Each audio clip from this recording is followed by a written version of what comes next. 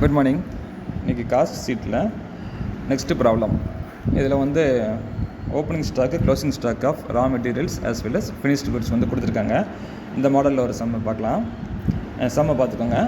Stock of finished goods and opening closing கொடுத்துருக்காங்க. அதே மாதிரி ரா மெட்டீரியல்ஸு, அடுத்து பர்ச்சேஸ் ஆஃப் ரா மெட்டீரியல்ஸ் கொடுத்துருக்காங்க, production wages, sale of finished goods, இந்த மாதிரி எல்லா டீட்டெயில்ஸும் கொடுத்துருக்காங்க. இந்த டீட்டெயில்ஸ் வச்சு we have to prepare cost sheet.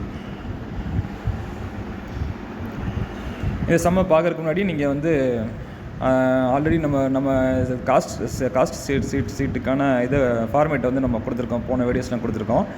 அந்த ஃபார்மேட்டை பார்த்துக்கோங்க.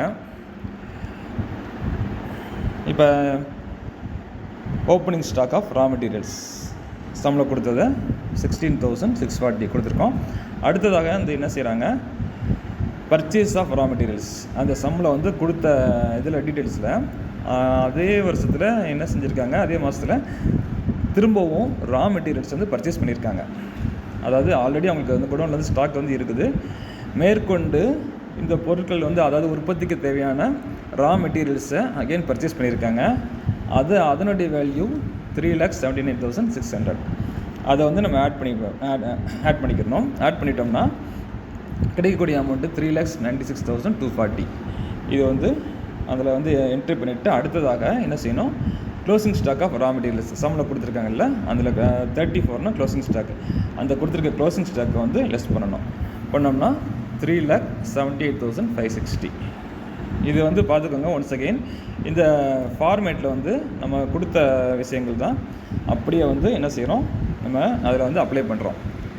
இதில் பார்த்திங்கன்னா add opening stock less closing stock இந்த மாதிரி அவங்க கொடுத்தாங்கன்னா என்ன செய்யணும், அதே ஃபார்மேட்டில் நம்ம வந்து கரெக்டாக ஆட் பண்ணணும். இதை வந்து க்ளோசிங் ஸ்டாக்கை லெஸ் பண்ணணும் இந்த மாதிரி. அடுத்ததாக பார்த்திங்கன்னா ஆட் ப்ரொடக்ஷன் வேஜஸ் வந்து பார்த்திங்கன்னா 2,58,440. இதை ஆட் பண்ணோம்னா கிடைக்கக்கூடிய ஆன்சரு ப்ரைம் காஸ்ட்னால் ஆல்ரெடி போன சம்மில் பார்த்தோம். முதன்மை செலவு, டைரக்ட் மெட்டீரியல், டைரக்ட் லேபர், இது மாதிரி இந்த மாதிரி விஷயங்கள்லாம் ப்ரைம் காஸ்ட்டில் வந்து வரும். இதில் ப்ரைம் காஸ்ட் வந்து எவ்வளோ வருது, 6,37,000 கிடைக்குது நமக்கு. அடுத்ததாக works expenses, works over heads சம்பளம் கொடுத்தது 64,610, 64,610. இதை ஆட் பண்ணோம்னா நமக்கு கிடைக்கக்கூடியது ஃபேக்டரி காஸ்ட்டு 7,01,610. அடுத்ததாக சம்பளம் கொடுத்தது ஜென்ரல் ஓவர் ஹெட்ஸ், அதை வந்து ஆட் பண்ணோம்னா 35,080.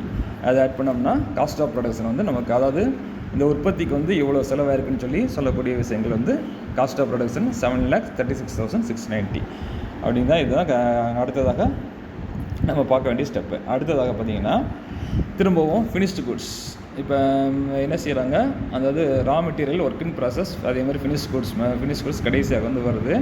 இப்போ இந்த ஃபினிஷ்ட் குட்ஸை வந்து என்ன செய்கிறாங்க, 36,400 அகெயின் வந்து இதில் வந்து ஆட் பண்ணிவிட்டு ஆஸ் பெர் ஃபார்மேட் அதே மாதிரி க்ளோசிங் ஸ்டாக்கை லெஸ் பண்ணோம்னா நம்மளுக்கு காஸ்ட் ஆஃப் குட்ஸ் சோல்டு வந்து கிடச்சிடும். 7,34,090 வந்து நம்மளுக்கு காஸ்ட் ஆஃப் குட்ஸ் சோல்டு.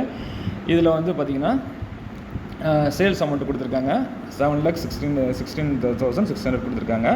இதுக்கு ரெண்டுக்கு உள்ள டிஃப்ரென்ஸ் தான் லாபம், ப்ராஃபிட் வந்து இந்த ரெண்டு உள்ள அமௌண்ட்டுக்கான ஒரு பேலன்சிங் ஃபிகராக கொடுத்துருக்காங்க. இதுதான் இந்த சம்முடைய எக்ஸ்ப்ளனேஷன். இந்த சம்மை பார்க்குறதுக்கு முன்னாடி அதனுடைய ஃபார்மேட்டை நீங்கள் மெமரைஸ் பண்ணி வச்சுக்கோங்க, காஸ்ட் சீட்டோடைய ஃபார்மேட்டை. அப்போ தான் வரக்கூடிய சம்லாம் நம்மளுக்கு ஈஸியாக ஒர்க் அவுட் பண்ண முடியும். தேங்க்யூ.